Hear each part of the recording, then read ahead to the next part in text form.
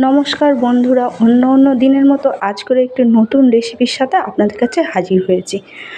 আলুর চপ বলো বা বেগুনি, আমরা বেশি বাড়িতেই খেতে স্বাচ্ছন্দ্য বোধ করি। আর আজকে আমি বানিয়ে দেখাবো আপনাদের নিরামিষ আলুর চপ।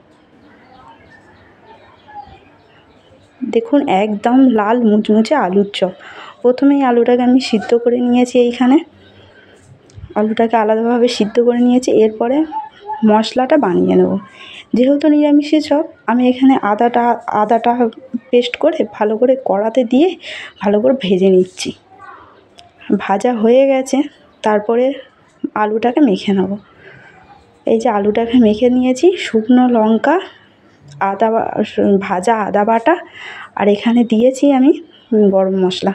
তারপর আলুটা মাখা হয়ে গেছে, বেসনটা ভালো করে মেখে নিয়েছি প্রায় 15 থেকে 20 মিনিট পর্যন্ত। আর এখানে আলুটাকে চপের আকারে ভালো করে করে নিয়েছি। এরপরে একটা একটা করে দিয়ে দিচ্ছি। দেখুন বন্ধুরা, একটা একটা করে আলুর চপ দিয়ে দিচ্ছি। একটার গায়ে একটাও লাগবে না, একদম একটা একটা হবে।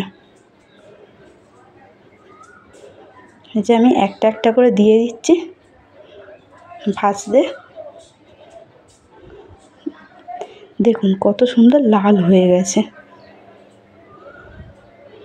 4-5টা করে একসঙ্গেই ভাজা যাবে।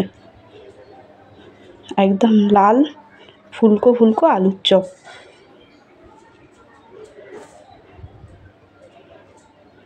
দেখুন আমি তুলে নিচ্ছি একটা একটা করে।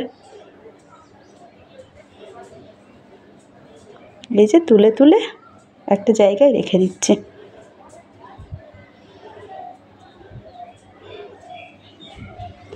আপনাদের ভিডিওটি যদি ভালো লেগে থাকে, একটি like comment share and subscribe করে দেবেন।